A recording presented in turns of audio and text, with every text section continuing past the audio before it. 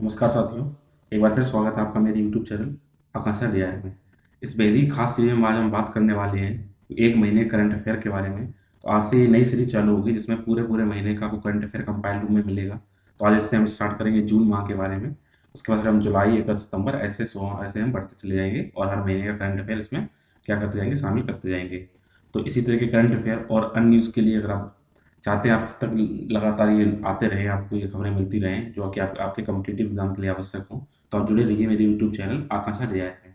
क्योंकि इसमें ना केवल यूपीएससी और स्टेट पीएससी के एग्जाम कवर किए जाते हैं, बल्कि स्टेट के जितने अन्य एग्जाम हैं उसके अलावा एनटीपीसी, एसएससी, यूपीएसआई और जितने भी अन्य राज्यों के एसआई हैं, कांस्टेबल हैं, पैट है, उसके में जितनी भी आपको करंट अफेयर पूछ जाएगी उसमें लगभग इससे 70 से 80% और संभावना होती है कि इससे आपको क्वेश्चन कवर हो जाएंगे। तो आप इसको जुड़े रहिए और ध्यान से देखिए। बाकी जो आपको इंपॉर्टेंट टॉपिक लगे तो उनको आप नोट करते जाइए। तो आइए शुरू करते हैं अपनी आज की इस सीरीज को, इस सेशन को शुरू करने से पहले मैं, अगर आप इस चैनल पर नए हैं, चैनल को लाइक करिए, सब्सक्राइब करिए, कमेंट करिए और मुझसे शेयर कीजिए और हाँ, बेल आइकन जरूर प्रेस कर लीजिए, क्योंकि मेरे द्वारा अपलोड किए गए वीडियोज़ के नोटिफिकेशन आपको तभी पहुंच पाएंगे जब उसको आप बेल आइकन को प्रेस करेंगे।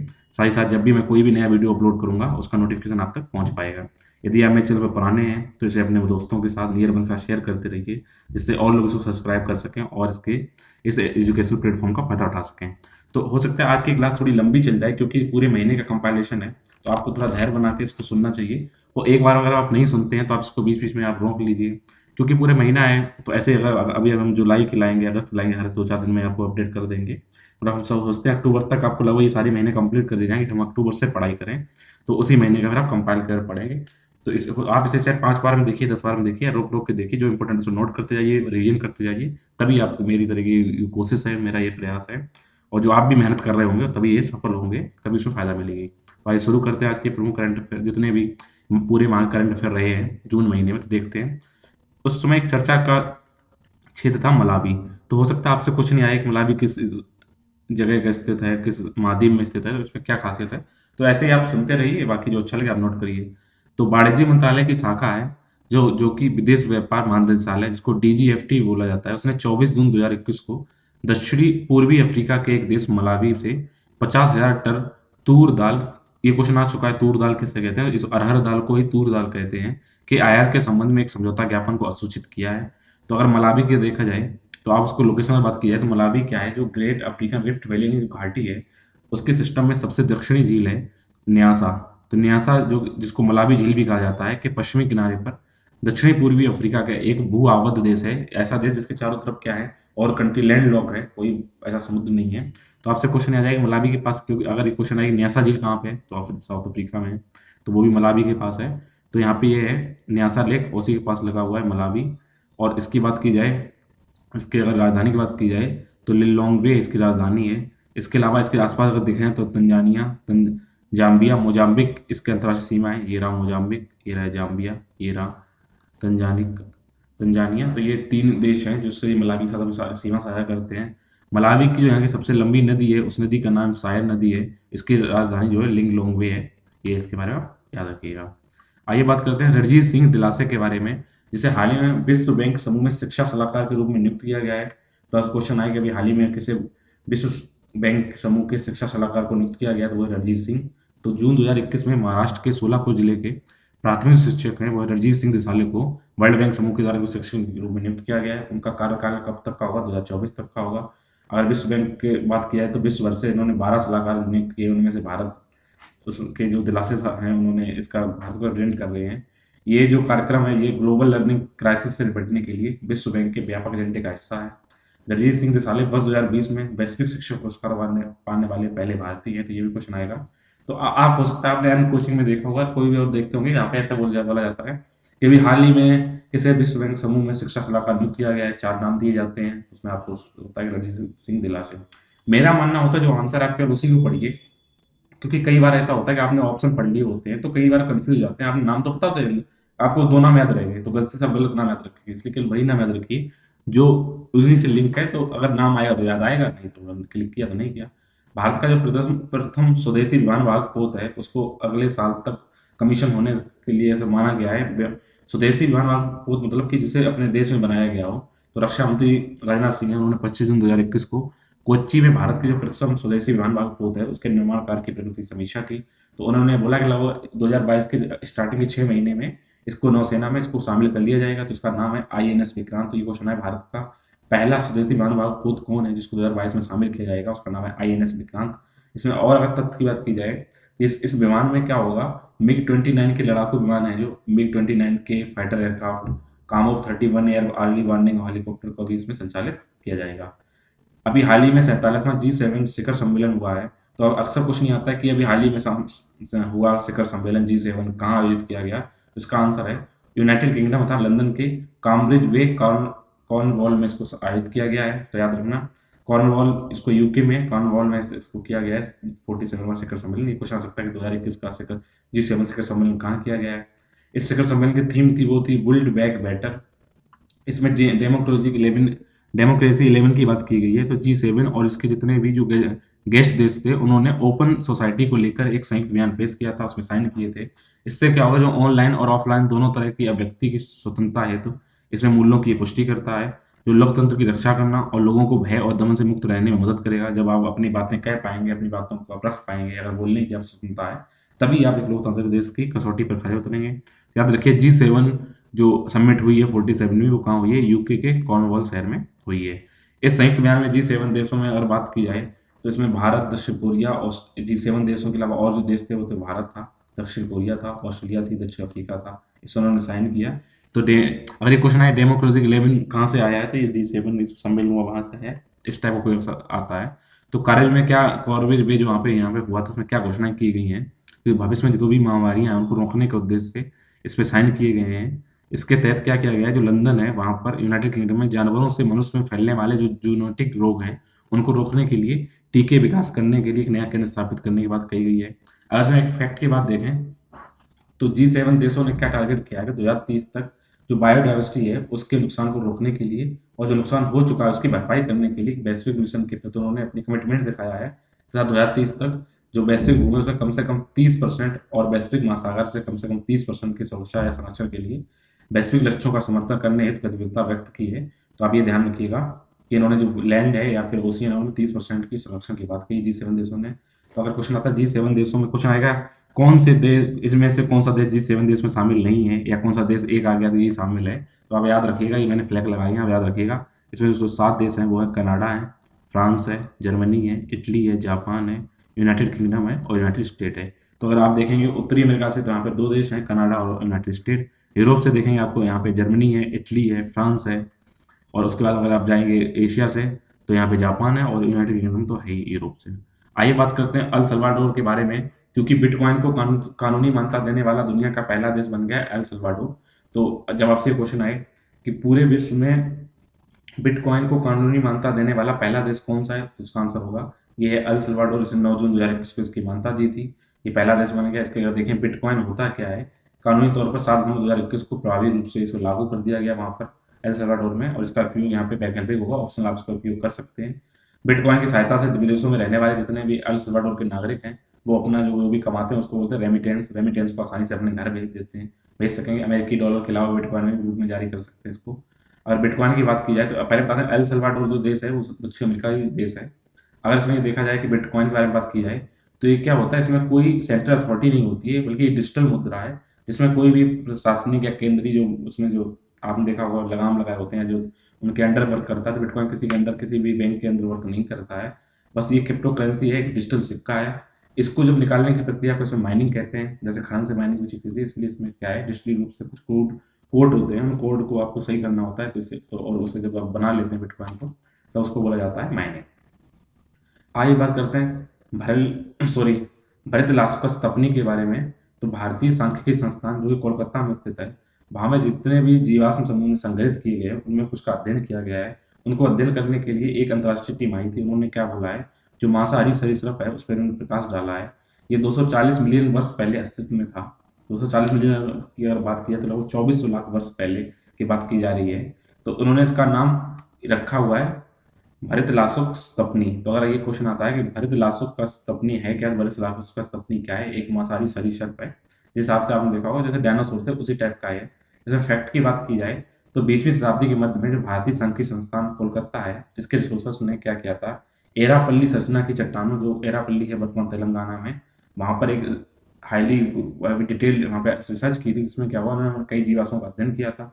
तो तेलुगु भाषा में अगर बात की जाए तो भारी का अर्थ विशाल होता है, तला का सिर होता है, और सुकस का मतलब होता है मगरमच्छ सिर वाले देवता का नाम है सुकस, तो वहीं से ये नाम लिया गया है, भरी तला सुकस तपनी।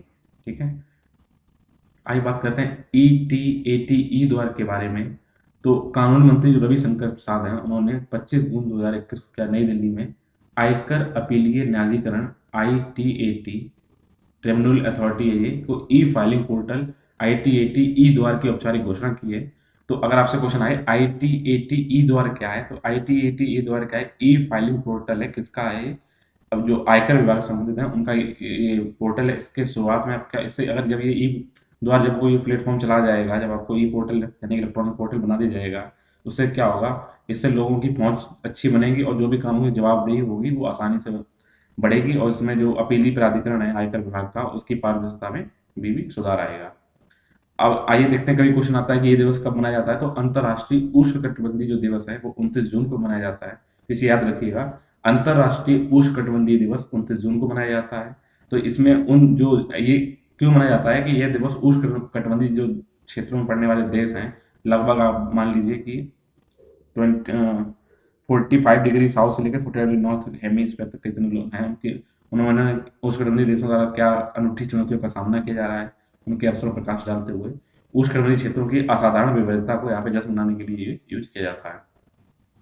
एक अभियान चलाया गया है, जहां वोट वहां वैक्सीनेशन। इस अभियान को दिल्ली, तो कहाँ किस राज्य ने चलाया है, अगर क्वेश्चन आए तो वह दिल्ली सरकार ने। आपसे क्वेश्चन बनता है जहां वोट वहां वैक्सीनेशन अभियान किस राज्य ने चलाया है, तो उसका आंसर दिल्ली सरकार। तो ये 7 जून 2021 को कोविड-19 के खिलाफ दिल्ली के लोगों को टीका लगाने के लिए एक टीकाकरण अभियान जहां वोट वहां वैक्सीनेशन लॉन्च किया गया है। इसमें क्या होगा, इसमें जो मतदान केंद्र होते हैं जहां पर पहले मतलब वोट कराए जाते हैं, उन्हीं पर 45 वर्ष से अधिक उम्र के लोगों को टीका लगाया जाएगा। तो बूथ स्तर पर इससे काम किया जा सका है, तो यहाँ अधिकारी बूथ स्तर पर जाकर क्या करेंगे, पहले इस अभियान में यहाँ बूथ स्तर पर टीका लगाएंगे, फिर घर घर जाकर 45 वर्ष से अधिक उम्र के लोगों को निकटतम मतदान केंद्र पर लाकर टीकाकरण स्लॉट यहाँ उपलब्ध कराएंगे, आप यहाँ टीका लगवा सकते हैं। तो इस तरीके शहर में 280 वार्ड हैं और हर सप्ताह 70 वार्डों में ये अभियान चलाया जाएगा, इन 4 सप्ताह में ये अभियान चलेगा। तो अब आए जहां वोट वहां वैक्सीनेशन अभियान किस राज्य ने चलाया हुआ है, दिल्ली सरकार। ये इंपॉर्टेंट क्वेश्चन है कि लॉरेन हार्वर्ड जो कि ओलंपिक में पार्टिसिपेट करेंगी, तो हो ही चुका, कर चुकी हैं। तो इन्होंने क्या, ये पहली ऐसी महिला है जो पहले से ट्रांसजेंडर है, जो एथलीट है, जिन्होंने इसमें ओलंपिक में 2020 टोक्यो ओलंपिक में पार्टिसिपेट किया है। तो आपसे एक क्वेश्चन आता है कि उन प्रतिस्पर्धी या एथलीट का नाम बताइए जो पहली ट्रांसजेंडर है जिन्होंने टोक्यो ओलंपिक 2020 में पार्टिसिपेट किया है। उनका नाम है लॉरल हार्वर्ड। तो ये है लॉरल हार्वर्ड। तो ये न्यूजीलैंड ओलंपिक समिति ने, भारत जो न्यूजीलैंड के हैं, या बोला जाए किस देश की हैं, तो वह न्यूजीलैंड की। तो जो वेट लिफ्टिंग करते हैं उसके लॉरल हार्वर्ड को टोक्यो ओलंपिक में महिलाओं के super heavy weight 87 plus kilogram वर्ग में ये उनकी प्रतिस्पर्धा के लिए इन्होंने चुना है, कंपटीशन के लिए चुना है। वह ओलंपिक में हिस्सा लेने वाली पहली ट्रांसजेंडर एथलीट होंगी। अगर इनके बारे में थोड़ा डिटेल देखा जाए तो 43 वर्षीय लॉरेन हार्वर्ड ने 2013 में लिंग परिवर्तन से पहले पुरुषों की जो वेट लिफ्टिंग है उसमें पार्टिसिपेट किया था। हार्वर्ड 2015 में से ओलंपिक में भाग लेने के लिए पात्र हैं। 2015 में आपको बता दें, 2015 से ट्रांसजेंडरों के लिए रास्ते खोल दिए गए थे। अंतर्राष्ट्रीय ओलंपिक समिति ने किसी भी ट्रांसजेंडर एथलीट को इस शर्त पर महिला के रूप में प्रतिस्पर्धा करने की अनुमति देने संबंधी दिशा निर्देश जारी किए थे। उनकी पहली प्रतियोगिता से कम 12 महीने पहले उनके जो टेस्टोस्टेरोन है, क्योंकि आपको बताया कि हमारे जो लड़का होता है या आदमी होता है उसमें टेस्टोस्टेरोन की मात्रा अधिक होती है। तो उसमें उन्होंने बोला था उनका जो लेवल था वो 10 नैनोमोल प्रति लीटर से अगर कम है तो उनको महिला के रूप में स्वीकार किया जाएगा। इस ट्रांसजेंडर को महिला के रूप में पार्टिसिपेट कर सकते हैं। अगर हम बात करें लॉरेन हार्वर्ड के बारे में, तो हार्वर्ड ने 2017 में विश्व चैंपियनशिप में सिल्वर मेडल जीता हुआ है, और समाओ में 2019 के पैसिफिक गेम्स में इन्होंने गोल्ड मेडल जीता हुआ है। 2018 कॉमनवेल्थ गेम में इन्होंने हिस्सा लिया था। तो आपसे क्वेश्चन है कि पहली ट्रांसजेंडर एथलीट कौन है, उनका नाम है लॉरेल हार्वर्ड। ये नाम को याद रखिएगा। अभी हाल ही में ओलंपियन सूरज सिंह का माथुर का निधन हो गया है। तो ओलंपिक के मैराथन को पूरा करने वाले स्वतंत्र भारत के पहले ओलंपियन थे जिन्होंने मैराथन को पूरा किया था, सूरज सिंह माथुर। इनका देहांत 11 जून 2021 को दिल्ली में निधन हो गया था। ये 90 वर्ष के थे। तो इससे क्वेश्चन इस तरह का आएगा कि सूरज सिंह माथुर किस खेल से संबंधित थे, तो ये थे मैराथन से संबंधित एथलीट थे। 1952 के हेलेंसिक ओलंपिक में माथुर ने 2 घंटे 58 मिनट 9.2 सेकंड में 52वें स्थान पर मैराथन पूरी की थी। ये थे भारत के पहले ओलंपियन थे सूरज सिंह माथुर, जिन्होंने ये पूरी की थी। 2 बार के राष्ट्रीय चैंपियन थे और 1991 में पहले एशियाई खेलों में इन्होंने ब्रॉन्ज मेडल जीता था। इनका जन्म दिल्ली के मोहम्मदपुर माजरी गांव, जो कराला में स्थित है, वहां पर हुआ था। और इनकी बात की जाए कि छोटा सिंह एक लोग हैं जिन्होंने 1948 के लंदन खेलों में ओलंपिक मैराथन स्पर्धा में भाग लेने वाले स्वतंत्र भारत के पहले धावक थे, लेकिन वो दौड़ पूरी नहीं कर पाए थे। तो छोटा सिंह पहले थे जिन्होंने दौड़ पूरी की, वो है ओलंपियन सूरज सिंह माथुर।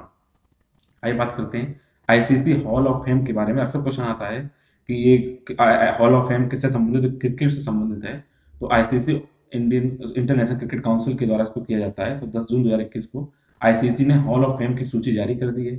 इस सूची में इंडिया के जो महान क्रिकेटर हैं, बीनू माकड़, श्रीलंका के पूर्व दिग्गज बल्लेबाज कुमार संगकारा, जिम्बाब्वे के पूर्व कप्तान एंडी फ्लावर समेत 10 दिग्गजों को शामिल किया गया है। अब तक आईसीसी हॉल ऑफ फेम में कुल 103 खिलाड़ियों को शामिल किया जा चुका है। अगर बीनू माकड़ की बात की जाए, जिन्होंने भारत के लिए 44 टेस्ट खेले हैं, जिनमें उन्होंने 31.47 की औसत से 2109 रन बनाए हैं और 32 की औसत से 162 विकेट भी लिए, शायद ये ऑलराउंडर टाइप के हैं। माकड़ की गिनती भारत के महान हरफनमौला खिलाड़ियों में यानी ऑलराउंडर में होती है। 5 क्रिकेट युगों में से प्रत्येक 2 खिलाड़ियों को दुनिया के महानतम खिलाड़ियों की श्रेणी में शामिल किया गया है। तो देखें किसे-किसे शामिल किया गया है।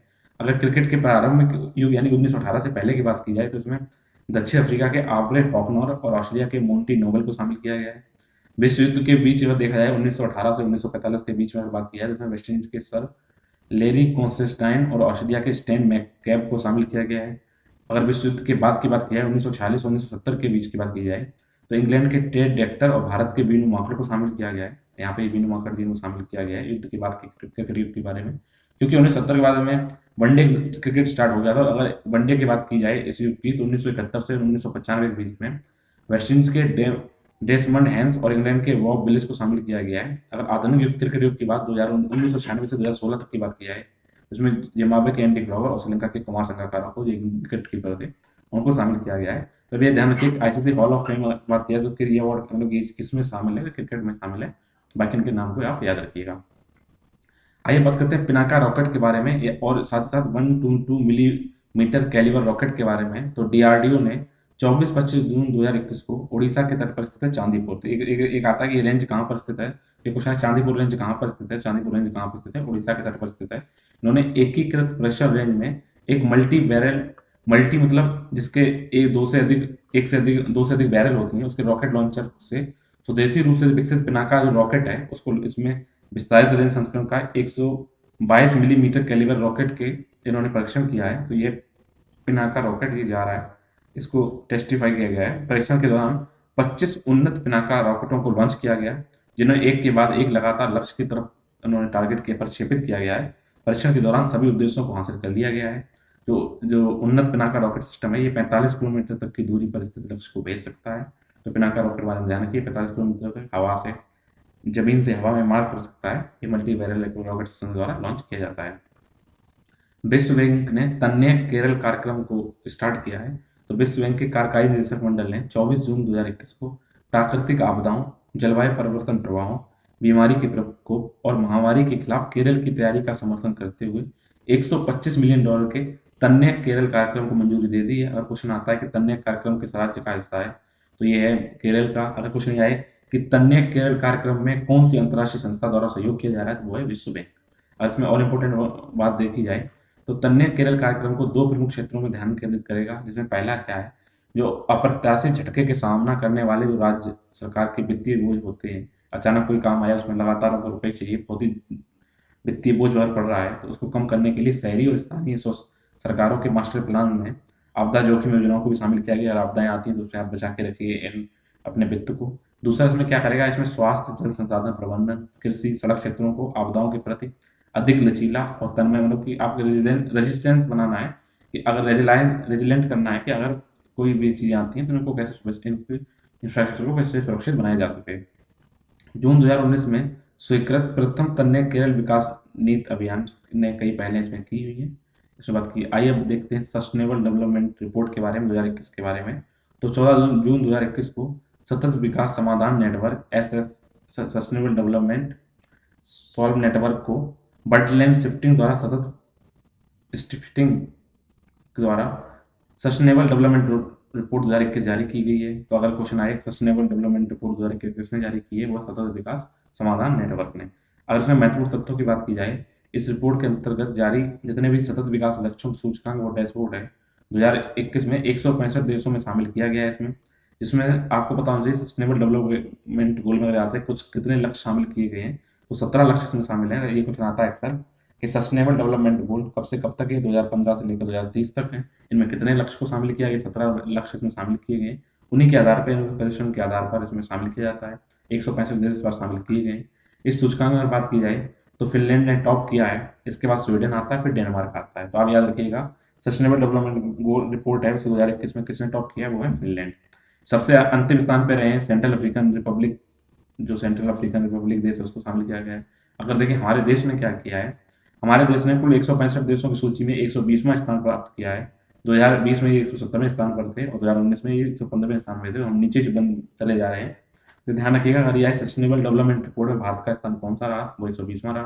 पहले स्थान पे कौन रहा, तो फिनलैंड रहा। अगर हम अपने पड़ोसी देशों की बात करें तो चाइना 57 पर, भूटान 75 पर, श्रीलंका 87 पर, नेपाल 96 पर, बांग्लादेश 190 और पाकिस्तान 129। यानी हमारे जितने पड़ोसी देश हैं उसमें पाकिस्तान को छोड़कर सब हमसे अच्छी स्थिति में थे सस्टेनेबल डेवलपमेंट रिपोर्ट विकास रिपोर्ट के बारे में।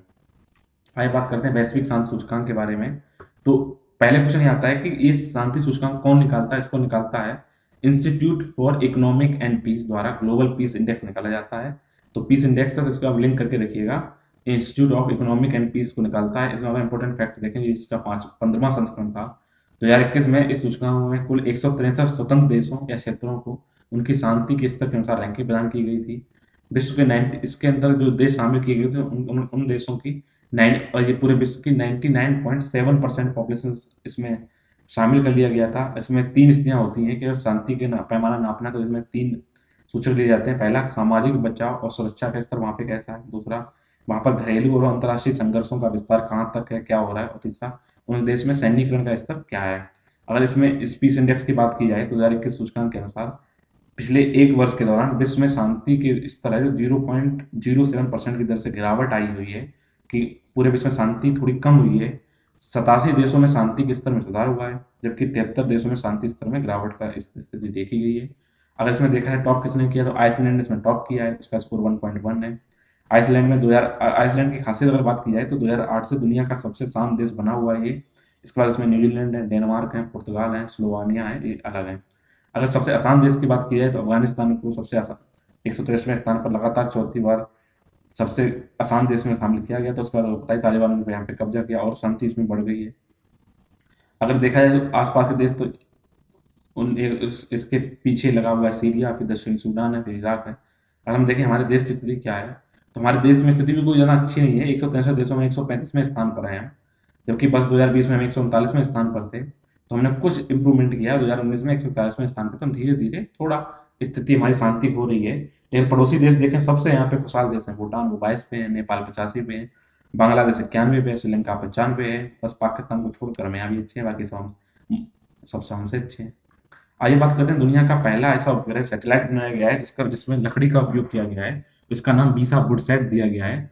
तो अंतर्राष्ट्रीय यूरोपीय जो अंतरिक्ष एजेंसी है उसके 2021 के अंतर दुनिया का पहला लकड़ी का उपग्रह जिसका नाम वीसा वुडसैट है पृथ्वी कक्षा में लॉन्च करेगा। तो आपसे क्वेश्चन आए कि दुनिया के पहले लकड़ी उपग्रह का नाम बताइए, उसका आंसर होगा वीसा वुडसैट। वुड से आप ध्यान रखिएगा, बस ये याद रखिएगा कि इसको किसने लॉन्च किया है, ये है यूरोपीय अंतरिक्ष एजेंसी ने इसको तैयार किया है।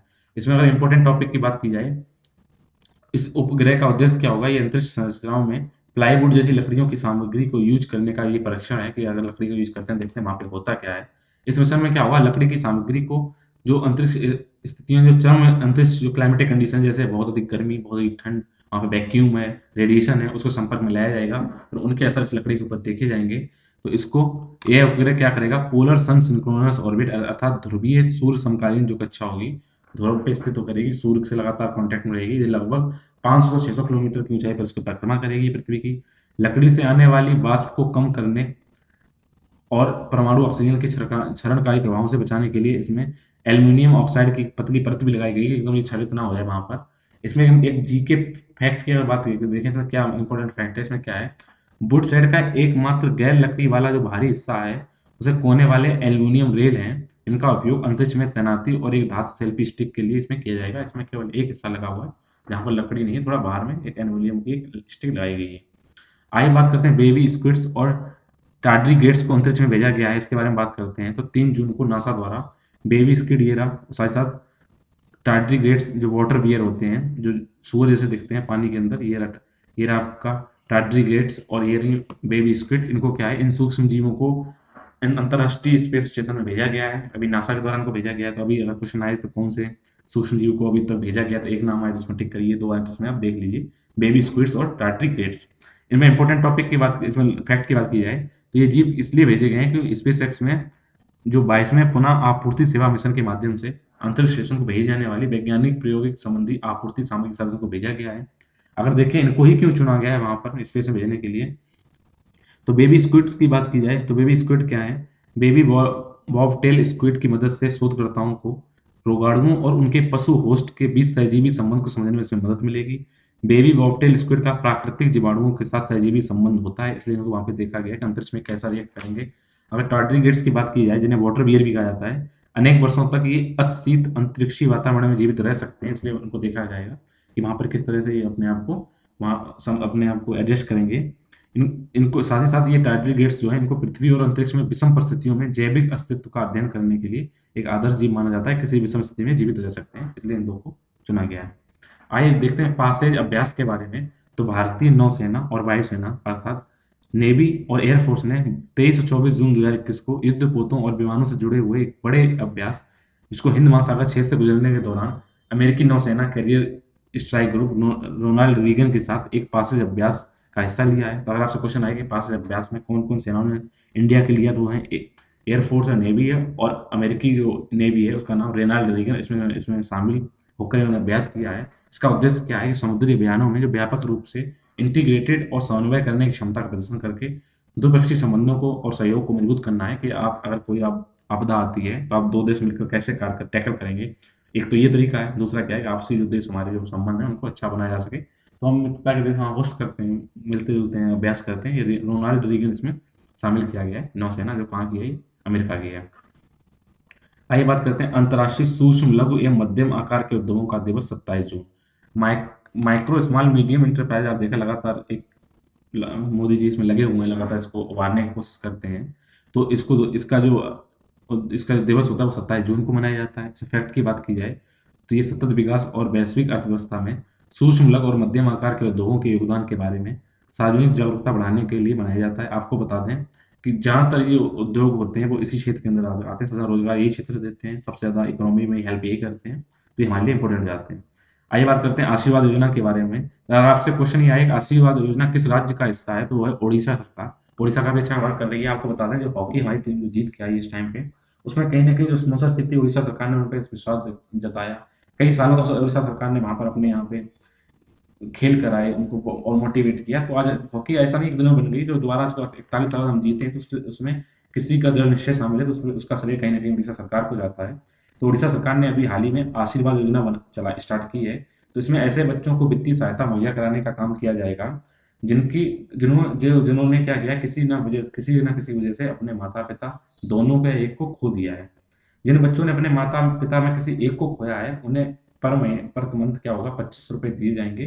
और ये सहायता उन्हें 18 साल की उम्र तक दिया जाएगा, जिससे उनकी शिक्षा है या उनकी अन्य आवश्यकताएँ उनकी पूर्ति हो सके। और जिन बच्चों ने अपने माता-पिता में से किसी कमाने वाले सदस्य की मौत हो गई है, उन्हें ₹1500 दिए जाएँगे। अगर केवल वही एक कार्यशील इंसान था, अगर वो मर गया तो उन्हें ₹1500 दिए जाएँगे। अगर उन्होंने अपने माता-पिता में से किसी एक को खोया है या दोनों को खो दिया, तो उन्हें ₹25 प्रति माह दिए जाएँगे। इसके अलावा अगर देखभाल करने वाला, अगर कोई आपके गार्जियंस हैं जो आपके माता-पिता नहीं हैं, तो आपको देखभाल करने वाला कोई व्यक्ति नहीं है, तो ऐसे बच्चों को बाल गृह भेजा जा सकता है। तो सरकार उन्हें 18 साल तक पर महीने ₹1000 देगी, और ये उन्हें आवर्ती जमा के रूप में खाते में लगातार उनको मिलती रहेगी। मुफ्त इलाज के लिए बच्चे स्वतः ही बीजू स्वास्थ्य योजना में शामिल किए जाएँगे। तो आपको बता दें बीजू स्वास्थ्य योजना अभी कहाँ चलाई जा रही है, उड़ीसा में चलाई जा रही है। तो उनको ये हेल्थ कवरेज भी मिलेगा। बिना माता-पिता वाले बच्चों को ग्रीन पैसेज योजना के तहत उच्च शिक्षा में भी मदद की जाएगी। तो वहाँ पर उच्च शिक्षा के लिए ग्रीन पैसेज स्कीम भी चलाई जा रही है। तो आपसे क्वेश्चन आए, आशीर्वाद योजना या बीजू स्वास्थ्य योजना किस राज्य का हिस्सा है, तो ये राज्य आशीर्वाद योजना कहाँ का हिस्सा है, ये है उड़ीसा सरकार के।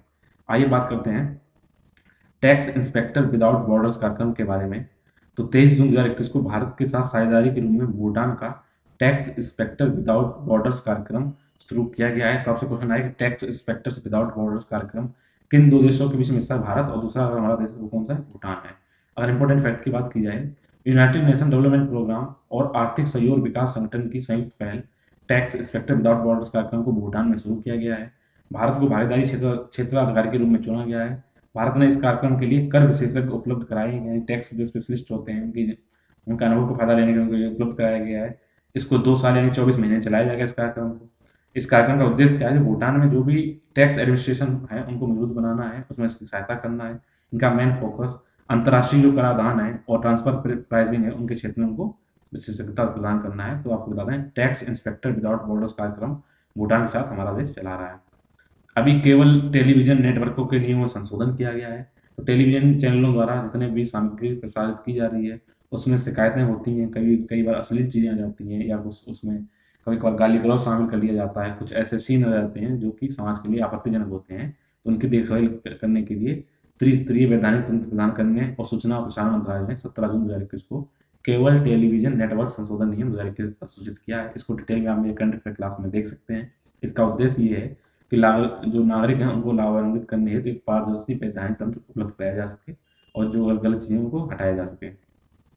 भारत अमेरिका हाइड्रोजन कार्बल के बारे में बात करते हैं। तो अमेरिका भारत रणनीतिक ऊर्जा भागीदारी के तहत संयुक्त राज्य अमेरिका के ऊर्जा विभाग, भारत के नवीन और नवीकरणीय ऊर्जा मंत्रालय और अमेरिकी भारतीय रणनीतिक साझेदारी फोरम ने जून 2021 में संयुक्त रूप से US India hydrogen task force का शुभारंभ किया है। इसमें क्या इंपॉर्टेंट है, जो ये फोर्स बनेगा ये उद्योग और सरकारी हितधारकों का प्रतिनिधित्व करेगा, टेक्नोलॉजी की स्थिति का आकलन करेगा, नवीन नीति विकल्पों का अध्ययन करेगा और उनकी कुछ सिफारिशें करेगा। तो अगर आपसे वो क्वेश्चन आए कि हाइड्रोजन के लिए कार्यबल किन दो देशों के बीच में बनाया गया, भारत ने किस साथ बनाया, उसका आंसर होगा अमेरिका। जब भी कोई नई टेक्नोलॉजी की बात आती है ज़्यादातर डेवलप्ड कंट्री के साथ ही हम इन चीज़ों को देखते हैं।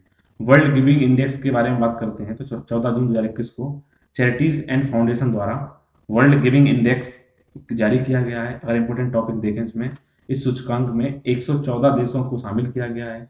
वैश्विक जितनी भी वयस्क आबादी है उसके 90% से अधिक का प्रतिनिधित्व 114 देश कर लेते हैं। इस सूचकांक में 3 पिलर हैं जिनके आधार पर रैंकिंग प्रदान की गई है। पहला क्या है कि आप किसी अपरिचित की कैसे सहायता कर, अगर आपको रास्ते मिल जाता है, कोई स्ट्रेंजर है जिसके आप जान पहचान उसको आप सहायता कैसे करते हैं। दूसरा है कि आप चैरिटी किसी धर्मांग संस्था को आर्थिक अनुदान कितना मिलता है, डोनेटेड मनी टू चैरिटी में कितना अनुदान दिया जाता है। और तीसरा क्या है कि एक संगठन के लिए स्वेच्छा से किया गया समय दान, यानी voluntary your time at an organisation कितना कोई देश कर रहा है। यदि आपने किसी अपरिचित सहायता कैसे की, आपने ट्रस्ट में अनुदान कितना किया, करवाया गया है, हुआ है, या वॉलंटरी कितना किया है, उस स्तर पर आपको देखा जाएगा कि कौन कितने दानशील देश हैं। तो इस दानशील देशों की सूची में बात की जाए तो सबसे बड़ा जो दानशील देश विश्व में पूरा निकल के आया वो है इंडोनेशिया, उसके बाद केन्या है, फिर नाइजीरिया है, बाकी म्यांमार, ऑस्ट्रेलिया है। तो आप देखिएगा सबसे बड़ा दानकर्ता जो देश है, दानशील देश वो कौन सा है, इंडोनेशिया है। अगर सबसे नीचे देखा जाए तो जापान है, पुर्तगाल है, बेल्जियम है, इटली है, दक्षिण कोरिया है। इससे आपको क्या पता चल रहा है, जो डेवलप्ड कंट्री हैं वो तो सबसे नीचे हैं, जो डेवलपिंग है वो ऊपर है, यानी कि जो अभी विकसित हो रही हैं वो दानशील हैं, जो नहीं विकसित हो दानशील नहीं। मतलब वहाँ पर क्या है, अभी धर्मों चीज़ों की वजह से ज़्यादा दान किया जा रहा है। भारत की सूची देखा जाए हम भी 14वें स्थान पर हैं, लगातार खूब भर भर के दान कर रहे हैं और बाकी लोगों को जो भी हमें जिसे हम जानते नहीं उसको दोस्त बना लेते हैं, उसकी हेल्प करते हैं, ये हमारी खासियत वैसे भी रही है। आइए बात करते हैं विश्व रोजगार और सामाजिक आउटलुक रुझान 2021 के बारे में। तो आपसे क्वेश्चन आए कि विश्व रोजगार और सामाजिक outlook world employment and social outlook trends 2021 जो रुझान है उनको कौन निकालता है, इसको निकालने का काम करता है। और रोजगार की बात आती है तब भी आप ध्यान रखिएगा, अंतर्राष्ट्रीय श्रम संगठन इंटरनेशनल लेबर ऑर्गेनाइजेशन ये इसको जारी करता है। इसने इसे 2 जून 2021 को जारी किया है। इनके अनुसार 2019 में 1800 यानी कि आप ऐसा मान लीजिए 18 करोड़ लोगों की तुलना में 2022 में वैश्विक बेरोजगारी बढ़कर कितनी हो गई है, 20 करोड़ लोग अब बेरोजगार होने की संभावना है। इसकी संभावना 205 मिलियन लोग बेरोजगार हो चुके हैं, यदि 2021 तक 2022 तक हो जाएंगे ऐसी संभावना। अंतर्राष्ट्रीय श्रम संगठन की रिपोर्ट जो आई है world employment and social outlook, उसमें कहा गया है। और इंपॉर्टेंट फैक्ट की बात की जाए तो क्योंकि हमें पता है कोविड-19 महामारी चल रही है लंबे समय से, जिससे क्या हो रहा है, कई असमानताओं को बढ़ावा मिल रहा है। इसमें कई महिलाएं श्रमिक जो शक्ति है वो क्या हो बाहर हो रहे हैं लगा, क्योंकि जब भी कोई आप देखिए भारी हमला हो, कोई भी आपदा है तो सबसे ज़्यादा उसमें जो सबसे टारगेट होते हैं, सबसे ज़्यादा दिक्कत होती है बच्चों को, बुजुर्गों को और महिलाओं को। लैंगिक समानता हासिल करने के लिए वर्षों की प्रगति अब जोखिम में है क्योंकि लगातार वो बाहर हो रही है। तो हमने जो कुछ कोशिश भी की है कि जो हमारी महिलाएँ वो भी हमारी मुख्य धारा में आएँ और लैंगिक समानता बढ़े, तो वो लगातार क्या हो रहे हैं, जो समानता हमने हासिल थोड़ी बहुत की है, अब वो क्या हो वो भी जोखिम में बाहर बाहर जाने की कोशिश हो रही है। मतलब ये ऐसे माहौल बन गया है कि दिक्कतें हो रही हैं। क्वेश्चन आपसे आएगा कि किसको प्रतिष्ठित यूरोपियन इन्वेंटर अवार्ड 2021 से नवाजा गया है? ये इम्पोर्टेंट क्यों है? क्योंकि भारतीय अमेरिकी रसायन शास्त्री जो केमिस्ट हैं वो हैं सुमिता मित्रा, इनको दिया गया है, तो आप ये याद रखिएगा। यूरोपियन इन्वेंटर अवार्ड 2021 सुमिता मित्रा को दिया गया है। अगर बात की जाए इन्होंने किया क्या, ये गैर यूरोपीय पेटेंट कार्यालय देशों की श्रेणी में सम्मानित किया गया है।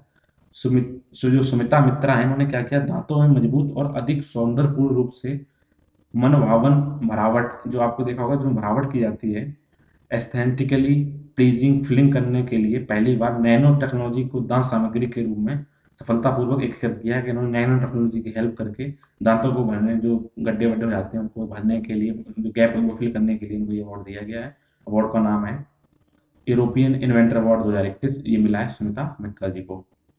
आइए बात करते हैं भारत बीपीओ संवर्धन योजना के बारे में। तो केंद्र सरकार द्वारा जो ये शुरू की गई है Indian business process outsourcing promotion scheme, BPO full form होती है बिजनेस प्रोसेसिंग आउटसोर्सिंग स्कीम। इसने देश के भर में जो टायर 2 टायर 3 के देश हैं, यानी जो मेन महानगरों के नीचे वाले देश हैं, उनमें कई आईटी और बीपीओ कंपनी के विस्तार की सुविधा प्रदान करने के लिए योजना चालू की है। इनको इन संबंध में मतलब क्या है, आप प्रमोशन कर रहे हैं तो इसमें अगर इम्पोर्टेंट टॉपिक की फैक्ट की बात की जाए तो Indian business processing outsourcing promotion scheme के योजना के तहत आंध्र प्रदेश में 12,234 नई नौकरियों का सृजन करके रोजगार सृजन करने में सबसे शीर्ष स्थान पर रहा है। इसके बाद तमिलनाडु आया है, फिर पंजाब, उड़ीसा। तो आपसे ये आ जाए कि बीपीओ द्वारा सबसे अधिक नौकरियां किस देश राज्य ने दी हैं, तो भारत में राज्य की बात है वो है आंध्र प्रदेश में ये काम किया जा रहा है। नशीली दवाओं के दुरुपयोग और अवैध तस्करी के खिलाफ अंतर्राष्ट्रीय दिवस मनाया जाता है। इसको 26 जून को मनाया जाता है। नशीली जो भी ड्रग्स होते हैं और ड्रग्स को दुरुपयोग कर किया जाता है तो उनको खिलाफ जो अंतर्राष्ट्रीय कार्रवाई दिवस होता है, जो भी दिवस होता है वो होता है 26 जून को। इस साल का जो टॉपिक है वो share facts on drugs save lifes. आप ड्रग्स के खिलाफ फैक्ट को शेयर कीजिए और लाइफ को सेव कीजिए। अगर इसमें इंपॉर्टेंट फैक्ट की बात की जाए, इस दिवस को मनाने का उद्देश्य क्या होता है, ये नशीली दवाओं का दुरुपयोग कर जो लोग करते हैं उनके साथ साथ जो मादक पदार्थों की जो तस्करी करते हैं उनके खिलाफ लड़ाई करने के लिए जो जागरूकता होनी चाहिए उसके लिए बनाया जाता है 26 जून को। 7 दिसंबर 1987 को संयुक्त राष्ट्र महासभा ने 26 जून को नशीली दवाओं के दुरुपयोग और अवैध तस्करी के खिलाफ अंतर्राष्ट्रीय दिवस के रूप में मनाने का फैसला किया था। तो ये ध्यान रखिएगा, नशीली दवाओं के दुरुपयोग और अवैध तस्करी के खिलाफ जो अंतर्राष्ट्रीय दिवस मनाया जाता है वो मनाया जाता है 26 जून को। युवाओं और महिलाओं के लिए मुख्यमंत्री उद्यमी योजना स्टार्ट की गई है। तो आपसे क्वेश्चन आया कि मुख्यमंत्री उद्यमी योजना किस राज्य का हिस्सा है, किस राज्य ने चालू किया? ये बिहार राज्य। बिहार के मुख्यमंत्री श्री नीतीश कुमार ने 18 जून 2021 को मुख्यमंत्री उद्यमी योजना के तहत सभी वर्गों के युवाओं महिलाओं के बीच उद्यमिता को बढ़ावा देने के लिए, एंटरप्रेन्योरशिप को बढ़ावा देने के लिए मुख्यमंत्री युवा उद्यमी योजना और मुख्यमंत्री महिला उद्यमी योजना के नाम पर 2 महत्वाकांक्षी योजनाओं की शुरुआत की है। तो युवाओं और महिलाओं के लिए जो मुख्यमंत्री उद्यमी योजना है वो किस राज्य में चालू की है, उसका आंसर होगा बिहार। आइए बात करते हैं स्मार्ट किचन योजना के बारे में। तो स्मार्ट किचन योजना किस राज्य की योजना है? ये केरल सरकार की योजना है।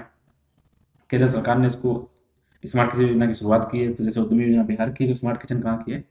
केरल की है। इसका उद्देश्य क्या है? इसमें जो किचन है उनका मॉडिफिकेशन किया जाएगा और जो घर के अंदर जो काम करने वाली गृहिणियाँ हैं, हाउस वाइफ हैं, उनके सामने आने वाली जो भी कठिनाइयाँ हैं उनको कम किया जाएगा रसोइयों को मॉडिफाई करने के तरीके से। इसमें क्या किया गया है, इसमें राज्य द्वारा संचालित चिट फंड और ऋण देने वाली जो फर्में हैं वो केरला स्टेट फाइनेंशियल इंटरप्राइजेज हैं, जो इनके माध्यम से उनको ऋण दिया जाएगा जिससे क्या वो मॉडर्नाइज कर सकें, उनकी जो किचन में करने वाली गृहिणियाँ उनकी जो दिक्कतें आएँ उनको सामने को उनकी जो भी कठिनाइयों को कम किया जा सके। आइए बात करते हैं उपभोक्ता संरक्षण ई कॉमर्स नियम 2020 में संशोधनों का प्रस्ताव किया गया है।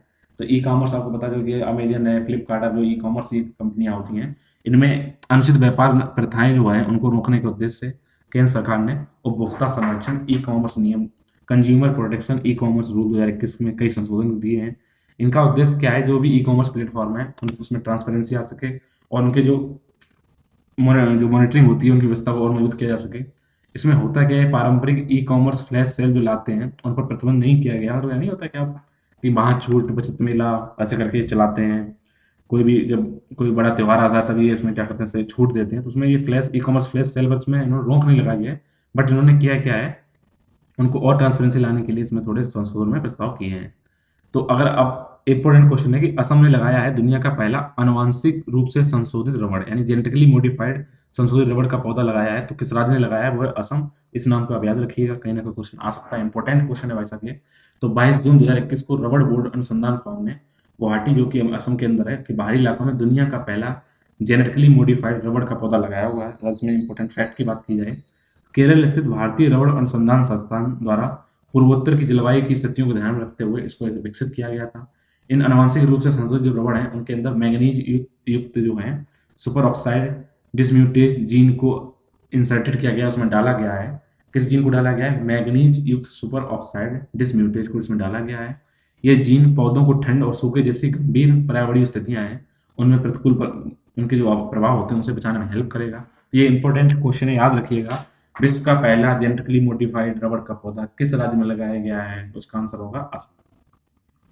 इसमें क्या होगा, जो सर्दियाँ होंगी उनके दौरान, जो आपको पता है जब सर्दियाँ होती हैं तो मिट्टी होती है वो शुष्क हो जाती है, जिसके कारण रबड़ के पौधे में वृद्धि रुक जाती है। इसकी वजह से क्या होता है, इसमें जो फसल है उसकी परिपक्वता अवधि लंबी हो जाती है, तो इसको इसमें कम करने में हेल्प मिलेगी, जल्दी इसको पूरा प्रोडक्शन किया जा सकेगा। अगर रबड़ की बात की जाए तो ये प्राकृतिक रूप से ये ऐसे क्षेत्रों में पाई जाती है जो जहाँ का मौसम थोड़ा गर्म होता है, वहाँ बारिश उष्ण होता है। तो ये बेसिकली जो दक्षिणी अमेरिका में अमेजन वन है वहाँ की मूल प्रजाति है रबड़। भारत में रबड़ के सबसे बड़े उत्पादकों में बात की जाए तो पूर्वोत्तर क्षेत्र में यहाँ की जो शीतकालीन परिस्थितियाँ हैं उनकी स्वाभाविक रूप से यहाँ के अनुकूल नहीं है, तो अब इस जेनेटिकली मॉडिफाइड पौधे द्वारा उनको अनुकूल बनाने की कोशिश की जा रही है।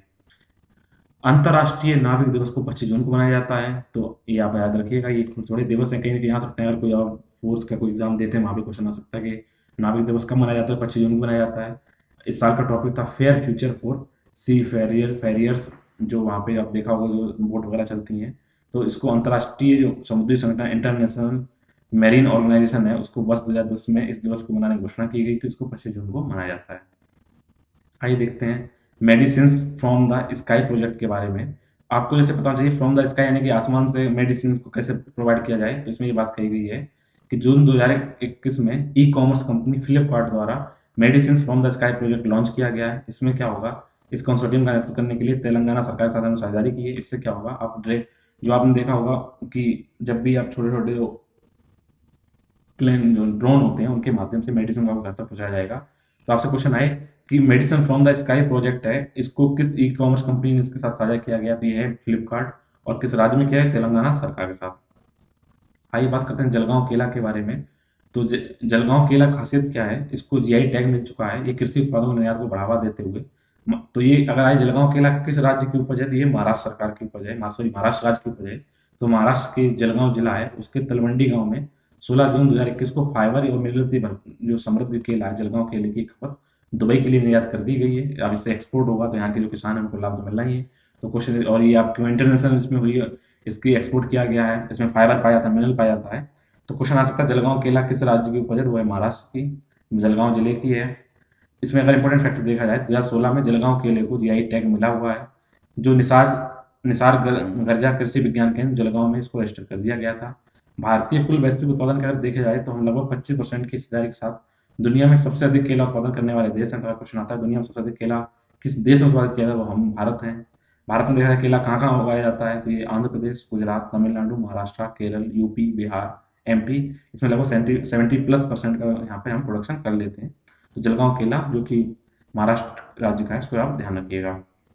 आइए बात करते हैं भारत 2020 में एफडीआई का 5वां सबसे बड़ा प्राप्तकर्ता हो गया है। तो व्यापार और विकास पर संयुक्त राष्ट्र सम्मेलन अर्थात अंकटाड ने एक रिपोर्ट निकाली थी, उसमें इन्होंने बोला है 21 जून 2021 को जो इन्होंने विश्व इन्वेस्टमेंट रिपोर्ट डाली है। तो विदेशों से जो लोग हमारे देश में आकर इन्वेस्ट करते हैं, हमारे यहाँ पे कुछ नई योजनाओं को या पुरानी परियोजनाओं में अपना रुपया देना चाहते हैं, तो फॉरेन डायरेक्ट इन्वेस्टमेंट प्राप्त करने वाले हम $64 बिलियन के साथ 5वां हिस्सा हो चुके हैं हम पूरे विश्व में, जहाँ पे एफडीआई आता है। इस बात पर ध्यान रखिएगा। तो याद रखिएगा ये सूची जारी करते हैं कौन, ये कौन बनाता है? ये बनाता है अंकटाड। एक और यहाँ पर वर्ल्ड कॉम्पिटिटिवनेस इंडेक्स है, तो क्वेश्चन आता है कि वर्ल्ड कॉम्पिटिटिवनेस इंडेक्स अर्थात विश्व प्रतिस्पर्धा सूचकांक कौन निकालता है? उसका आंसर है आईएमडी, इंटरनेशनल जो आईएमडी है, institute for management and development, इसके द्वारा निकाला जाता है। तो 17 जून 2021 को institute of management and development ने वर्ल्ड कॉम्पिटिटिवनेस इंडेक्स 2021 को जारी किया है। इस वर्ष दुनिया भर की अर्थव्यवस्थाओं पर कोविड-19 का प्रभाव इसमें आकलित किया गया, देखा गया उसको क्या प्रभाव पड़ा है। अगर इंपॉर्टेंट फैक्ट देखा जाए तो इसमें जो आईएमडी है, इन्होंने 64 देश की 64 अर्थव्यवस्थाओं को रैंक इन्होंने प्रदान की है। इसमें देशों के 4 कारकों को शामिल किया जाता है कि उनका इकोनॉमिक प्रदर्शन कैसा है, सरकार की दक्षता कैसी है, व्यावसायिक दक्षता कैसी है और वहाँ पे बुनियादी ढांचा कैसा है। तो सूचकांक में जो आईएमडीबी का वर्ल्ड कॉम्पिटिटिवनेस इंडेक्स है, तो सबसे ऊपर देश है वो स्विट्जरलैंड है, उसके बाद स्वीडन, डेनमार्क है। तो ये देश याद रखिए, कई बार आता है कि कॉम्पिटिटिवनेस इंडेक्स में सबसे ऊपर देश कौन सा, स्विट्जरलैंड है। सबसे नीचे वेनेजुएला स्थित है, जो वेनेजुएला दक्षिण अमेरिका का देश है। भारत के रैंक की बात की जाए तो हम लगातार तीसरे साल भी 43 स्थान पर बरकरार बने हुए हैं। कोविड-19 महामारी के बीच हमने कुछ अपनी सार्वजनिक वित्त के कारण स्थिति में थोड़ा सुधार किया हुआ है, जिससे क्या हुआ है, भारत में सरकारी दक्षता कारक है, उसमें थोड़ा सुधार आया हुआ है। फिर भी हम 43वें स्थान पे हैं वर्ल्ड कॉम्पिटिटिवनेस इंडेक्स में, जिसको इंस्टीट्यूट ऑफ मैनेजमेंट डेवलपमेंट यानी कि आईएमडी निकालता है। अगर ब्रिक्स देशों की बात की जाए तो चीन 16वें पे है, रसिया 45वें पे है, ब्राजील 57वें देश पे है और दक्षिण अफ्रीका 62वें देश पे है। तो इसमें थोड़ा सही सा ठीक ठाक ब्रिक्स में अपना सेकंड पोजीशन बनाया हुआ चाइना के बाद में। आइए देखते हैं विश्व ओलंपिक दिवस के बारे में, क्यों इस साल ओलंपिक आयोजित किए गए। तो अगर आपसे क्वेश्चन आए कि इस बार ओलंपिक कहाँ आयोजित किए गए, तो जापान की याद आई, टोक्यो में आयोजित किए गए। वैसे भी अभी मनी हाइस्ट एक वेब सीरीज है, इसमें टोक्यो काफ़ी चर्चा का केंद्र में रहे हैं। तो आप देखिए उसमें टोक्यो कौन है, क्या हुआ है आखिर उनके साथ। तो क्योंकि इस साल पैरालंपिक और ओलंपिक दोनों गेम आयोजित किए गए हैं जापान के टोक्यो में। तो विश्व ओलंपिक दिवस किस मनाया जाता है, तो 23 जून को मनाया जाता है। इसकी थीम थी एक साथ मजबूत, स्ट्रॉन्गर टुगेदरनेस। इसमें इंपॉर्टेंट फैक्ट की बात की जाए तो ओलंपिक के विचार और दुनिया भर में सामूहिक खेल प्रतियोगिताओं के आयोजन के महत्व को बढ़ावा देने के लिए 1948 में अंतर्राष्ट्रीय ओलंपिक समिति द्वारा इस दिन का चुनाव किया गया था। पहला ओलंपिक दिवस 23 जून 1948 को मनाया गया था, ये फैक्ट है। तो बस आप ध्यान रखिए कि ओलंपिक दिवस कब मनाया जाता है, ये 23 जून को मनाया जाता है। आइए बात करते हैं यूनटैम योजना के बारे में, यूनटैम स्कीम के बारे में। इसमें किस राज्य ने इसको लागू किया, इसको लद्दाख में लागू किया गया है। तो कई बार ये आता है कि लद्दाख के उपराज्यपाल का नाम क्या है, क्योंकि नया यूटी बना तो उसमें कई बार ये रहता है। तो आर के माथुर है वहाँ के उपराज्यपाल, लेफ्टिनेंट गवर्नर। तो लद्दाख के जो उपराज्यपाल आर के माथुर हैं, उन्होंने 4 जून 2021 को छात्राओं के लिए यूनटैम योजना वहाँ लॉन्च की है। तो यूनटैम योजना किसके लिए है, यूनटैम योजना छात्राओं के लिए है। इस योजना के तहत छात्र जो लेह के छात्र हैं उनको वर्चुअल माध्यम से टैबलेट कंप्यूटर वितरित किए जाएंगे, किए गए हैं, उनको टैबलेट दिए गए हैं पढ़ाई करने के लिए। तो यूनटैम योजना लद्दाख की है, वहाँ के उपराज्यपाल आर के माथुर ने इसको बांटा है, लॉन्च किया है। इम्पोर्टेंट अंतर्राष्ट्रीय योग दिवस कब मनाया जाता है, 21 जून को अंतर्राष्ट्रीय योग दिवस मनाया जाता है। इस वर्ष की थीम थी योगा फॉर वेलबींग, सेहत के लिए योगा। और इसमें इंपॉर्टेंट फैक्ट देखें तो 11 सितंबर 2014 को संयुक्त राष्ट्र महासभा के एक संकल्प द्वारा प्रतिवर्ष 21 जून को योग दिवस मनाने की घोषणा की गई है। 2015 में पहली बार योग दिवस मनाया गया था।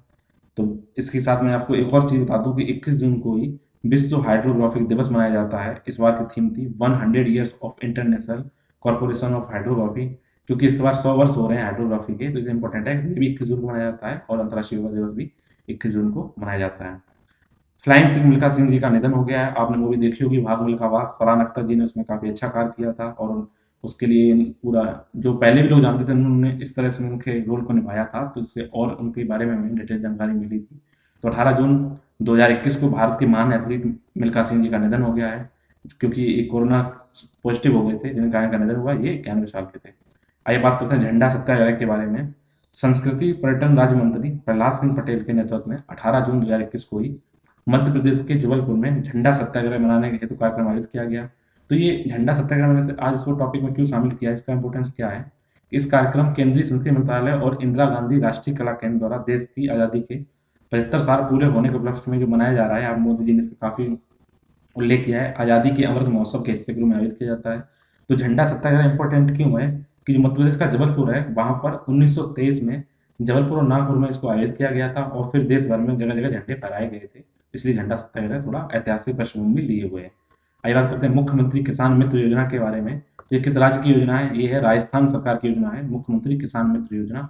और मुख्यमंत्री किसान मित्र योजना की अगर हम बात करें, इसमें क्या खासियत है, तो इसे जून 2021 में कृषि बिजली जितने उपभोक्ताओं हैं उनको एक बड़ी राहत देते हुए कोविड-19 महामारी के दौरान मुख्यमंत्री किसान मित्र योजना के तहत एक नई सब्सिडी की योजना की गई है। इसमें जो जितने लोग मीटर लगाए हुए हैं उनको हर महीने उनके बिलों पर 1000 रुपये की सब्सिडी दी जाएगी और प्रति साल इस हिसाब से उन्हें 12,000 रुपये की अधिकतम सब्सिडी प्रदान की जाएगी। मुख्यमंत्री किसान मित्र योजना, ये लाइट की जो लगाए हुए हैं, जो फार्म जो अपनी सिंचाई करने के लिए जो ट्यूबवेल लगाए हैं उनके यहाँ पे जो मीटर हैं, ऐसे किसानों के यहाँ पे उनको 1000 रुपये प्रति माह सब्सिडी दी जाएगी, अधिकतम 12,000 पर साल में मिलेगी। ये किस राज्य की योजना है, ये है राजस्थान सरकार की योजना है। आइए बात करते हैं सीएम राइज स्कूल योजना के बारे में। इसको एमपी सरकार ने चालू किया है। इसमें गुणवत्ता युक्त शिक्षा जो क्वालिटी एजुकेशन प्रदान करने के उद्देश्य से राज्य सरकार ने 9200 सीएम राइज स्कूल खोले जाने की योजना बनाई है। तो अगर सीएम राइज स्कूल की बात करें तो किस राज्य की योजना ये है? मध्य प्रदेश की। और इसका उद्देश्य क्या है? बच्चों में ज्ञान, स्किल, नागरिकता के संस्कार देने के साथ ही भारतीय संस्कृति और संस्कारों की शिक्षा देने के लिए सीएम राइज स्कूल योजना शुरू की गई है। आइए बात करते हैं डीप ओशन मिशन के बारे में। डीप मतलब गहरा, ओशन मतलब समुद्र के अंदर गहराई में क्या मिशन चलाने वाले हैं। तो 16 जून 2021 को आर्थिक मामलों की मंत्रिमंडलीय समिति ने डीप ओशन मिशन पर पृथ्वी विज्ञान मंत्रालय के प्रस्ताव को मंजूरी दे दी है। तो इसमें क्वेश्चन क्या आता है कि डीप ओशन मिशन, ये तो पता चल जाएगा कि चलो ओशियन से संबंधित कोई काम है, रिसोर्स के बारे में कुछ किया जाएगा। तो ये किस मंत्रालय के अधीन आता है? ये आता है पृथ्वी विज्ञान मंत्रालय के, यानी पृथ्वी के अंदर जो भी है उसके अर्थ साइंस जो मंत्रालय है उसके अंदर से आता है। इसका उद्देश्य क्या है? गहरे समुद्र में संसाधनों का पता लगाना, सागरीय संसाधनों के सतत उपयोग के लिए गहरे समुद्री में जो टेक्नोलॉजी है उसको विकसित करना इसका कार्य होता है। तो ये मंत्रालय ध्यान रखिएगा, डीप ओशन मिशन जो रिसोर्सेज को, संसाधनों को जो समुद्र के अंदर इनको सर्च करता है, अध्ययन करता है, उसको किस मंत्रालय द्वारा चलाया जाता है? वो है पृथ्वी विज्ञान मंत्रालय। सत्य नडेला माइक्रोसॉफ्ट के नए चेयरमैन नियुक्त किए गए। तो ये क्वेश्चन आता है कि माइक्रोसॉफ्ट के नए चेयरमैन प्रेजेंट टाइम में कौन है? तो सत्य नडेला हैं। तो माइक्रोसॉफ्ट कॉर्प्स ने 16 जून 2021 को जॉन थॉमसन के स्थान पर मुख्य कार्यकारी अधिकारी सीईओ सत्य नडेला को अपना नया चेयरमैन नियुक्त किया है। थॉमसन प्रमुख स्वतंत्र निदेशक के रूप में कार्य करते रहेंगे, वो लीड इंडिपेंडेंट डायरेक्टर बने रहेंगे, लेकिन अब जो नए चेयरमैन हैं माइक्रोसॉफ्ट के वो हैं सत्य नडेला। तो ये 53 वर्ष के नडेला जी हैं, इन्होंने 2014 में सीईओ के रूप में वहाँ पर कार्यभार संभाला हुआ था माइक्रोसॉफ्ट के अंदर। इनसे पहले स्टीव बॉलमर माइक्रोसॉफ्ट के सीईओ रह चुके हैं। तो आप बस ये ध्यान रखिए कि माइक्रोसॉफ्ट के नए चेयरमैन कौन? सत्य नडेला, क्योंकि भारतीय मूल के हैं तो इसलिए इनको नाम आप इम्पोर्टेंट हो जाता है। जनजातीय जो मंत्रालय है उनकी आजीविका जो पहले संकल्प से सिद्धि मिशन वन धन चालू किया गया है। तो अगर आपसे क्वेश्चन आए कि संकल्प से सिद्धि मिशन किससे लिंक्ड है, तो जनजातीय क्षेत्रों से संबंधित है। इसे जनजातीय मामलों के मंत्रालय द्वारा जारी किया जाता है। तो जनजातीय मामलों के मंत्री हैं अर्जुन मुंडा ने 15 जून 2021 को जनजातीय आजीविका जो आपकी आजीविका के लिए, लिवलीहुड के लिए पहल है, संकल्प से सिद्धि मिशन वन धन योजना की शुरुआत की है। इसमें इंपॉर्टेंट फैक्ट देखें तो ट्राइफेड अब विभिन्न मंत्रालयों और विभागों की विभिन्न योजनाओं को एक साथ लाकर अपने कार्यों का विस्तार करने और इसके कार्यान्वयन में तेजी लाने के लिए संकल्प से सिद्धि मिशन वन धन योजना के तहत विभिन्न जनजातीय विकास कार्यक्रमों को मिशन मोड में लॉन्च करने की योजना बना रही है। तो इस बात को आप ध्यान रखिएगा। राष्ट्रीय मानवाधिकार आयोग नेशनल ह्यूमन राइट कमीशन के नए अध्यक्ष नियुक्त किए गए हैं, उनका नाम है अरुण कुमार मिश्रा जी। ये क्वेश्चन आ सकता है कि राष्ट्रीय मानवाधिकार आयोग के अध्यक्ष कौन है? उनका नाम है अरुण कुमार मिश्रा। इनको राष्ट्रपति रामनाथ कोविंद ने 1 जून 2021 को औपचारिक रूप से, जो सेवानिवृत्त न्यायाधीश हैं न्यायमूर्ति अरुण कुमार मिश्रा को, इनकी ये एक न्यायमूर्ति जज रह चुके हैं, उनको इन्होंने क्या की? शपथ दिलाई हुई है, नियुक्त किया इन्होंने। इजराइल के नए प्रधानमंत्री बन गए हैं नफ्ताली बेनेट। 13 जून 2021 को नफ्ताली बेनेट को इजराइल के 13वें प्रधानमंत्री के रूप में शपथ दिलाई गई है। तो ये हैं, अगर आप आता है कि इजराइल के नए प्रधानमंत्री कौन है, वो है नफ्ताली बेनेट। और इंपॉर्टेंट फैक्ट देखें, संसद में विश्वास मत के दौरान बेनेट के नेतृत्व वाली गठबंधन सरकार के पक्ष में 60 और विरोध में 59 वोट पड़े। तो आप देखिए कितना 120 सदस्यों वाली वोटिंग में कितना एक सांसद अनुपस्थित रहा है। यदि 60-60 हो जाता तब भी चलो जीत गए वोट से। तो इनको बधाई। और आप ये नाम याद रखिए, नफ्ताली बेनेट जो इजराइल के नए पीएम बने हुए हैं। क्यूएस वर्ल्ड यूनिवर्सिटी रैंकिंग 2022 जारी कर दी गई है। तो आपको बता दें क्यूएस है एक संस्था है जो वर्ल्ड यूनिवर्सिटी रैंकिंग जारी करती है। ये ब्रिटेन की एक वैश्विक संस्था है जो उच्च शिक्षा का विश्लेषण करके एक रैंकिंग जारी करती है। तो क्यूएस का फुल फॉर्म है क्वाकी कोरिल सिमोंडेस ने 9 जून 2021 को विश्व अंतर्राष्ट्रीय विश्वविद्यालय की क्यूएस वर्ल्ड यूनिवर्सिटी रैंकिंग 2022 जारी की है। अगर इसमें इंपॉर्टेंट फैक्ट देखें, ये इसका 18वां संस्करण था, 18वीं रिपोर्ट थी। इसमें एमआईटी यानी मैसाचुसेट्स इंस्टीट्यूट ऑफ टेक्नोलॉजी को, जो अमेरिका की है, इसने लगातार 10 वर्षों से शीर्ष स्थान पर कब्जा किए हुए। इस बार भी उसी ने टॉप किया। एमआईटी टॉप पे है पूरे वर्ल्ड में यूनिवर्सिटी रैंकिंग में। ऑक्सफोर्ड सेकंड पे है जो यूनाइटेड किंगडम का है, इसके बाद दूसरे स्थान पे है। स्टैनफोर्ड विश्वविद्यालय जो अमेरिका का है, कैम्ब्रिज विश्वविद्यालय जो यूके का है, ये तीसरे चौथे रूप पे, ये संयुक्त रूप से शायद तीसरे स्थान पर रहे हैं। तो ये आप देखिए कि क्यूएस वर्ल्ड रैंकिंग में एमआईटी ने टॉप किया हुआ है। अगर भारत की स्थिति देखें तो टॉप 200 में हमारे 3 विश्वविद्यालयों ने, यूनिवर्सिटियों ने जगह बनाई है। आईआईटी बॉम्बे को 177वां, आईआईटी दिल्ली को 185वां और I Indian Institute Council of Science Bengaluru को 186वां स्थान मिला हुआ है। भारतीय विज्ञान संस्थान बेंगलुरु को अनुसंधान क्षेत्र में, रिसर्च क्षेत्र में वैश्विक क्यूएस विश्वविद्यालय रैंकिंग 2022 में शीर्ष स्थान दिया गया है। देश के अंदर सबसे ज़्यादा रिसर्च होते हैं वो होता है IICSC कहाँ है? बेंगलुरु को। जेएनयू विश्वविद्यालय ने पहली बार क्यूएस वर्ल्ड यूनिवर्सिटी रैंकिंग में 1000 सूची में प्रवेश कर लिया है और ये 561-570 रैंकिंग में इसको हासिल मिला है। जेएनयू लगभग 500-550 की स्थिति में है। कुल मिलाकर बात की जाए तो 1000 विश्वविद्यालयों की सूची में हमारे 22 संस्थान ऐसे हैं जिन्होंने अपना स्थान बनाया हुआ है, लेकिन अभी हमें उम्मीद है हम 200 में ही टॉप 10 में आने को, टॉप 10 तो नहीं, टॉप 50 में तो आने की पहले हम कोशिश करें, फिर टॉप 10 में आएंगे। आइए देखते हैं धरोहर वृक्ष के बारे में। तो महाराष्ट्र मंत्रिमंडल द्वारा 10 जून 2021 को धरोहर वृक्ष अर्थात हेरिटेज ट्रीज की अवधारणा के लिए महाराष्ट्र शहरी क्षेत्र में वृक्ष की सुरक्षा और संरक्षण अधिनियम 1975 में संशोधन को मंजूरी दे दी है। अगर आपसे ये क्वेश्चन आए धरोहर वृक्ष किस राज्य की योजना की गई है या कहाँ पे ये लागू किया जा रहा है, तो इसका आंसर होगा धरोहर वृक्ष कहा जा रहा है, महाराष्ट्र में किया जा रहा है। इसमें क्या किया जाएगा, 50 वर्ष या उससे अधिक की अनुमानित आय वाले जितने भी पुराने वृक्ष हैं उनको धरोहर वृक्ष के रूप में परिभाषित किया जाएगा। ये विशिष्ट प्रजातियों से संबंधित हो सकते हैं और जिसे समय समय पर असुरक्षित किया जाएगा। तो धरोहर वृक्ष वो होंगे जो 50 साल या उससे पुराने हैं, ये महाराष्ट्र राज्य के अंदर उनको देखा जाएगा। असम में 2 नए राष्ट्रीय उद्यानों की घोषणा की गई है। तो असम सरकार ने 9 जून 2021 को देहिंग पटकाई को राष्ट्रीय उद्यान के रूप में अधिसूचित कर दिया है। इससे पहले 5 जून को ही पश्चिमी असम के कोकराझार जिले में, जहाँ पे मैंने आपको बताया था कल, वहाँ पे बॉर्डरलैंड का प्रभाव है, उसमें 422 वर्ग किलोमीटर फैले रेमेनो आरक्षित वन को भी राष्ट्रीय उद्यान घोषित किया गया है।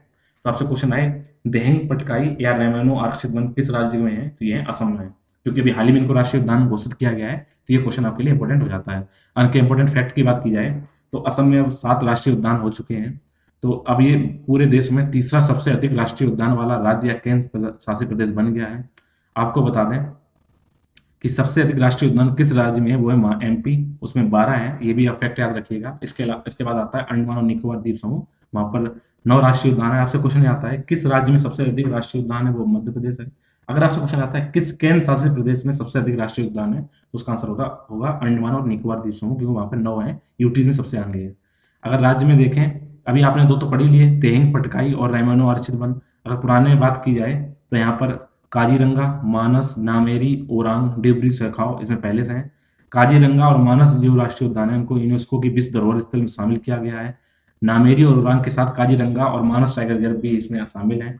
देहेंग पटकाई राष्ट्रीय उद्यान की अगर बात की जाए तो ये 234.26 स्क्वायर किलोमीटर में फैला हुआ देहेंग पटकाई पूर्वी असम के डिब्रूगढ़ और तिनसुकिया जिले में एक प्रमुख हाथी पर्यावरण, यहाँ पर हाथी निवास करते हैं, पर्यावरण स्थल है यहाँ का। और रेमोनो राष्ट्रीय पार्क की बात की जाए बोडोलैंड क्षेत्र परिषद में कचुगांव वन परिवार द्वारा प्रशासित किया जाता है। रेमोनो पश्चिम बंगाल के बुक्सा टाइगर रिजर्व, उत्तर में भूटान के फिरसू वन्यजीव अभ्यारण्य और पूर्व में मानस राष्ट्रीय उद्यान के बीच में जुड़ा हुआ है। तो इंपोर्टेंट है देहेंग पटकाई पूर्व में और रेमोनो थोड़ा पश्चिम में है। वर्ल्ड बैंक ने ये घोषणा की है जो भारतीय अर्थव्यवस्था है, जो उसका जो ग्रोथ होगी आने वाले समय में वो 8.3% से होगी। ये एक नंबर का क्वेश्चन कहीं आ सकता है। तो वर्ल्ड बैंक ने क्या अनुमान लगाया है, तो 8 जून 2021 को जारी विश्व बैंक ने एक रिपोर्ट में जून 2021 के वैश्विक आर्थिक संभावना रिपोर्ट में, ये ग्लोबल इकोनॉमिक प्रोस्पेक्टस रिपोर्ट, अगर क्वेश्चन है कौन निकालता है, global economic prospectus report world bank निकालती है। उन्होंने अनुमान लगाया है कि 2021 और 22 के वित्तीय वर्ष में हमारी जो अर्थव्यवस्था है वो 8.3% के साथ ये ग्रोथ करेगी। ये याद रखिएगा। तो इसमें 2 चीज़ें रखिए, थोड़ा परसेंटेज, दूसरा क्या है कि ग्लोबल इकोनॉमिक प्रोस्पेक्टस रिपोर्ट कौन निकालता है, उसका आंसर है वर्ल्ड बैंक। 2025 तक पेट्रोल में 20% इथेनॉल विकसित करने का लक्ष्य रखा गया है। तो आपसे क्वेश्चन है कि इथेनॉल के 20% मिश्रण करने का लक्ष्य भारत में किस वर्ष तक रखा गया है, ये 2025 तक रखा गया है। तो 5 जून 2021 को विश्व पर्यावरण दिवस मनाया जाता है। एक कार्यक्रम के दौरान प्रधानमंत्री नरेंद्र मोदी ने भारत में इथेनॉल सम्मिश्रण 2020-25 के लिए रोडमैप पर विशेषज्ञ समिति की रिपोर्ट जारी कर दी है। इस वर्ष के अगर आयोजन का विषय देखें तो बेहतर पर्यावरण के लिए जैव ईंधन को बढ़ावा देना, ये इसकी थीम थी। इसी में इथेनॉल को शामिल किया गया 2025 तक। इंपोर्टेंट फैक्ट की बात की जाए तो सरकार ने 2025 तक पेट्रोल में 20% इथेनॉल मिश्रण के लक्ष्य को पूरा करने का संकल्प लिया है। पहले 2030 तक ये लक्ष्य हासिल करने का संकल्प था, अब उसको 5 वर्ष कम कर दिया गया है कि हम 2025 में ही लेंगे। तो क्योंकि अब इसमें क्योंकि समय सीमा कम की गई है, काफ़ी अच्छा ये मसौदा है, तो इसके लिए आपको ध्यान रखना होगा, 2025 कर दिया गया है। अगर देखें पूरे देश में सबसे कम लिंगानुपात किस राज्य के अंदर है, अगर क्वेश्चन आता है सेक्स रेशियो किस राज्य का सबसे कम है, तो हरियाणा पहले बदनाम था, अब उसमें नाम आ गया उत्तराखंड, यूके। उत्तराखंड में अब सेक्स रेशियो सबसे कम है। जून 2021 को नीति आयोग ने एक रिपोर्ट जारी की है। तो ये क्वेश्चन आए सतत विकास लक्ष्य सस्टेनेबल डेवलपमेंट गोल के सूचकांक राज्य देश के अंदर कौन निकालता है, उसका आंसर है नीति आयोग निकालती है। तो 2020-21 के अनुसार जन्म के समय अगर सेक्स रेशियो के मामले में उत्तराखंड सबसे खराब प्रदर्शन करने वाला राज्य बन चुका है। इस सूचकांक के अनुसार राज्य का जो लिंग का अनुपात है वो 840 है, जबकि राष्ट्रीय औसत 899 है। तो सबसे कम अब किसका हो गया, वो हो गया उत्तराखंड का। इस श्रेणी में सबसे अच्छा प्रदर्शन करने वाले जो राज्य हैं जहाँ पे इंप्रूवमेंट हो रहा है वो छत्तीसगढ़ है, जहाँ जन्म के समय लिंगानुपात 958 है, जो राष्ट्रीय औसत से काफी ऊपर है कि राष्ट्रीय औसत 899 है, छत्तीसगढ़ में 958 है, वहाँ पे सामाजिक समानता की बात कही जा रही है। तो सबसे अच्छा छत्तीसगढ़ है और सबसे बेकार कहाँ का है? उत्तराखंड का। आइए बात करते हैं नूरजहां की। अगर आपको बता दें नूरजहां किसकी बीवी का नाम है, वो जहांगीर की बीवी है। तो यहाँ पे बीवी नहीं, यहाँ पे नूरजहां आम की बात की जा रही है। तो ये किस राज्य में उगाया जाता है? ये मध्य प्रदेश में उगाया जाता है नूरजहां। तो अगर बात की जाए मध्य प्रदेश के अलीराज जिले में उगाए जाने वाले नूरजहां आम की ऊंचे दामों पर बुकिंग की जा रही है। इस सीजन में अगर नूरजहां आम की कीमत की बात की जाए तो ये 500 रुपए से लेकर 1000 रुपए तक का बिका हुआ है। इसकी कीमत है ये पर केजी। आम की प्रजाति में नूरजहां अफगानिस्तानी मूल की मानी जाती है, कि नूरजहां जो ये वैरायटी कहाँ की? अफगानिस्तान मूल की है। इंदौर से लगभग 250 किलोमीटर दूर स्थित जो गुजराती सीमा से जो सटा हुआ अलीराजपुर है, इस जिले के काठीवाड़ा क्षेत्र में इसकी खेती की जाती है। नूरजहां पेड़ पर आमतौर पर जनवरी फरवरी में बौर आने शुरू हो जाते हैं। बौर क्या होता है? जब उसमें उसको आम के पौधों में उसको बौर बोलते हैं, वैसे इसके हमारी इसमें फूल आना शुरू होता है और ये जून की शुरुआत में पककर बिक्री के लिए तैयार हो जाते हैं। इस बार नूरजहां के एक आम का वजन 2 किलो से लेकर 3.5 किलो के बीच है। सोचिए अगर आप एक आम खरीद लीजिए तो आपका तो काम पेट भर जाएगा। नूरजहां आम 1 फुट तक ये लंबा भी होता है, इतना वजनी है तो सीधे बात उसकी लंबाई भी ज़्यादा होगी। और उसकी गुठली का ही वजन 150 से 200 ग्राम के बीच देखा जाता है। जितना हम आम खरीदते हैं उसकी इतनी गुठली का वजन है। ये अपने आप में एक अनूठा है। 1 फुट लंबा है, 500 से 1000 रुपये तक केजी का मिलता है। एक ही आम 15 से 2000 के बीच का होगा। सोचिए इसको रखाना पड़ता है। तो अभी हुआ क्या था कि यहाँ पे लोगों ने क्या किया, अपने लठैत लगाए थे, गदर लगाने पड़े थे, वहाँ पे सिक्योरिटी गार्ड लगाने पड़े थे, क्योंकि लोगों ने क्या किया था, इसको चुराने की कोशिश की थी। इतना महंगा है, इतना इंपॉर्टेंट है, इसलिए इसको और देखा जा रहा है नूरजहां आम को, इसलिए इसमें भी बात की जा रही है। तो ये नूरजहां आम के बारे में हो गया। आइए बात करते हैं विश्व पर्यावरण दिवस। मैंने पहले बता दिया, तो क्वेश्चन इंपॉर्टेंट है, विश्व पर्यावरण दिवस कब मनाया जाता है? तो विश्व पर्यावरण दिवस 5 जून को मनाया जाता है। इस बार का जो इसका टॉपिक थीम है वो है focus in the ecosystem restoration and its scheme in reimagine recreate restore, अर्थात पारिस्थितिक तंत्र की बहाली पर केंद्रित विषय।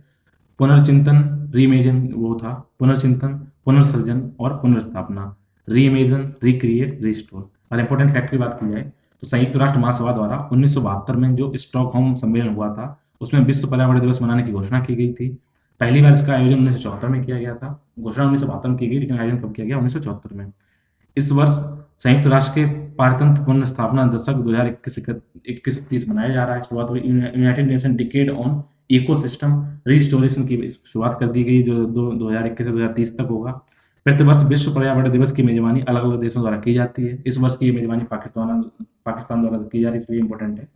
तो विश्व पर्यावरण दिवस की इस बार मेजबानी पाकिस्तान ने की है और 5 जून को इसको मनाया गया है। Sustainable development goal India index और डैशबोर्ड 2021 के बारे में बात करें, इसको नीति आयोग द्वारा जारी किया जाता है। ये रिपोर्ट का तीसरा संस्करण है। इस रिपोर्ट का अगर शीर्षक देखें तो sustainable development goal India index and dashboard 2021 partnership in the decade of action की बात कही गई है। इस सूचकांक की अगर बात की जाए तो ये सूचकांक देश में जो सतत विकास लक्ष्य हैं, 17 जो लक्ष्य हैं, उनसे जुड़ी प्रगति की निगरानी करता है। इसके अलावा ये राज्यों और केंद्र शासित प्रदेशों के बीच जो कंपटीशन है, प्रतिस्पर्धा बढ़ाने का कार्य करता है। जब आप अच्छी प्रतिस्पर्धा करते हैं तो उसके रिजल्ट भी अच्छे आते हैं। बस अच्छे स्वभाव से, अच्छे मन से की जानी चाहिए।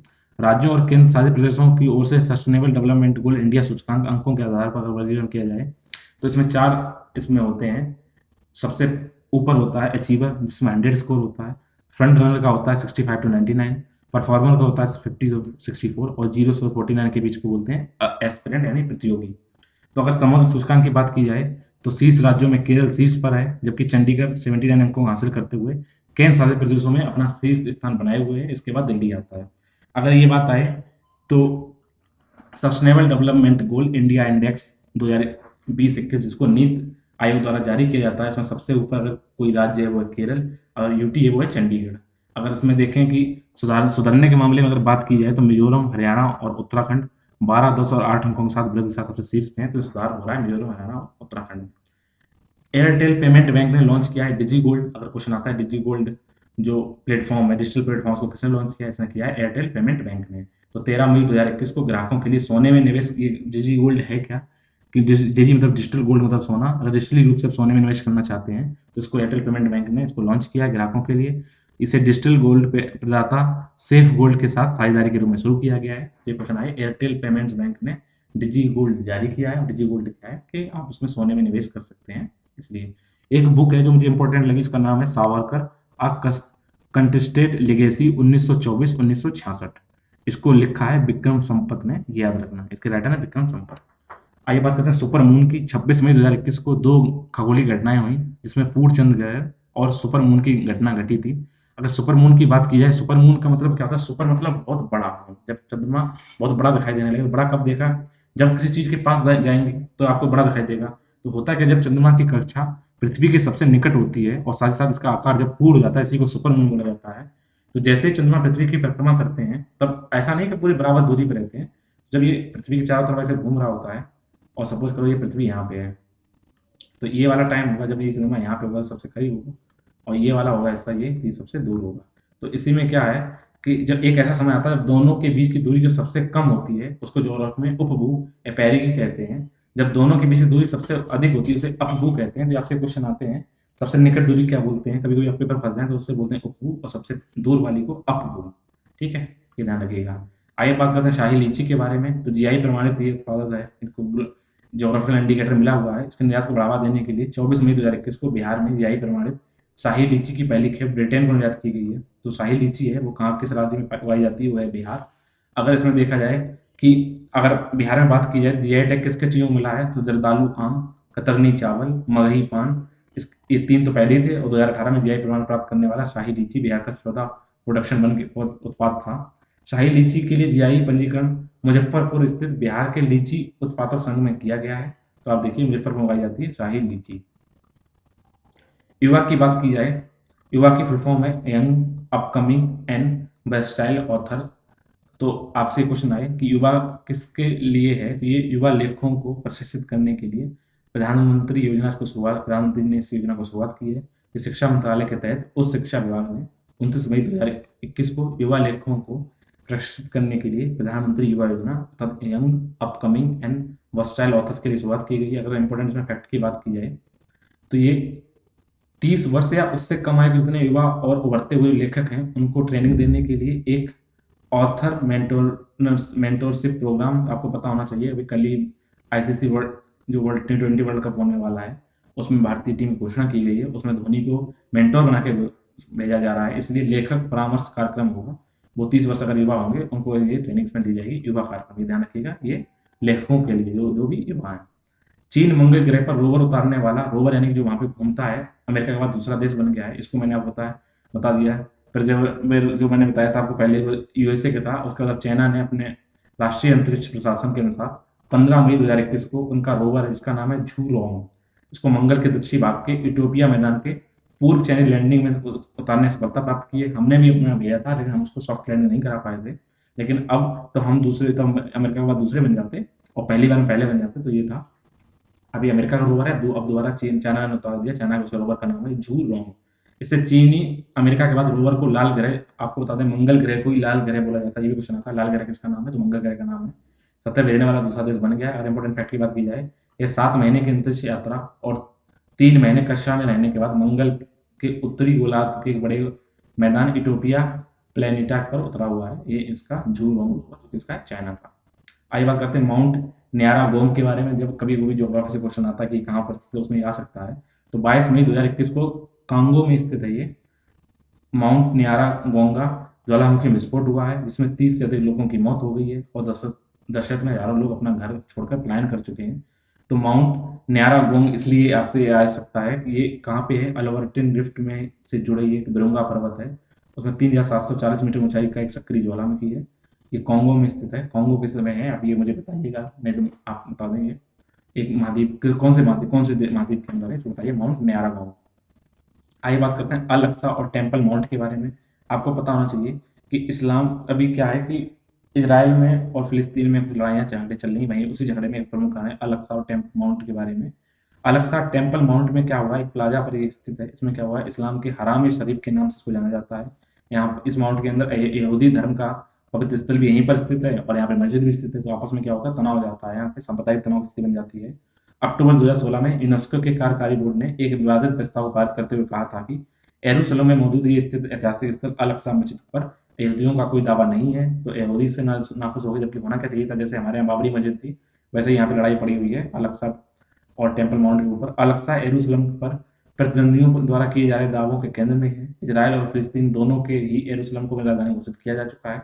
तो आप देखिए ये डोम ऑफ रॉक है, ये अल अक्सा मस्जिद है, यहाँ वेस्टर्न वॉल है, ये विवादित क्षेत्र हुए हैं। ये मुस्लिम का पवित्र स्थान है, ये यहूदियों का, इजरायलियों का है पवित्र स्थान, ये वेस्टर्न वॉल है, इन्हीं पे लड़ाई था इजराइल और फिलिस्तीनियों के बीच में लगी हुई है। महेश बाला सुब्रमण्यम को कोटक महिंद्रा लाइफ में एमडी नियुक्त किया गया, ये भी क्वेश्चन आते हैं एनटीपीसी में। तो Kotak Mahindra life insurance company limited ने 30 अप्रैल 2021 को महेश बाला सुब्रमण्यम को कंपनी का एमडी अर्थात मैनेजमेंट डायरेक्टर प्रबंध निदेशक नियुक्त किया है। 2021 में स्थापित Kotak Mahindra life insurance company limited Bharat में तेजी से बढ़ती बीमा कंपनियों में से एक है। इसी में इनके एमडी को महेश बाला सुब्रमण्यम को नियुक्त किया गया है। आइए बात करते हैं सबसे सफेद पेंट के बारे में। तो अमेरिका के पर्डू विश्वविद्यालय के शोधकर्ताओं ने अब तक का सबसे सफेद पेंट बनाया। जो भी आप सफेद कलर देखते हैं उसमें सबसे सफेद कौन सा है? उजाला, 4 बूंदों वाला, सारा एकदम कलर साफ कर देता है, उसका जो उजाला सा भी सफेद इन्होंने पेंट बना दिया है। नया पेंट कैल्शियम कार्बोनेट जो इसमें बनाने के लिए यूज किया जाता था, उसके जगह पर इन्होंने बेरियम सल्फेट का यूज किया है, जो इससे और अधिक सफेद बनाता है। यदि इस नए पेंट का उपयोग 1000 वर्ग फीट के छत पर अगर किया जाए, उसको कवर करने के लिए किया जाए, तो इससे क्या होगा? ये 10 किलोवाट के शीतलन शक्ति प्राप्त करने में सक्षम होगा क्या? क्योंकि नया पेंट है, जितना ही सफेद होगा उतना ही रिफ्लेक्शन ज़्यादा होगा, तो जो भी सूर्य की किरणें आएंगी उनका 98.1% क्या होगा? ये रिफ्लेक्ट कर देगा, परावर्तित कर देगा। जिससे क्या होगा? क्योंकि जब रेडिएशन एब्जॉर्ब होती है तभी तो गर्मी बढ़ती है, तभी हम क्या करते हैं? गर्मियों में हल्के कपड़े पहनते हैं, हल्के रंग के, सर्दियों में गहरे रंग के, काले रंग के। अगर गर्मियों में कोई काली कलर शर्ट पहनता तो बेवकूफ़ है। टी शर्ट पहन सकते हो, लेकिन फिर भी काले कलर नहीं पहनने चाहिए, लाइट कलर पहनने चाहिए। तो यहाँ पे क्या होगा? जब इस पेंट को कर देंगे, इस वजह से क्या इमारतों और घरों में एब्जॉर्प्शन कम होगा, तो 98.1% तो क्या रिफ्लेक्ट हो जाएगा। जिससे क्या होगा? तापमान कई डिग्री तक यहाँ पे कम हो जाएगा उनके बिल्डिंग्स का। ऐसे में ये बिना एसी के, एयर कंडीशन के भी घरों को ठंडा रख सकता है। तो सबसे सफ़ेद पेंट के ये रहा आपका सबसे सफ़ेद पेंट, ये इन्होंने दिखाया है।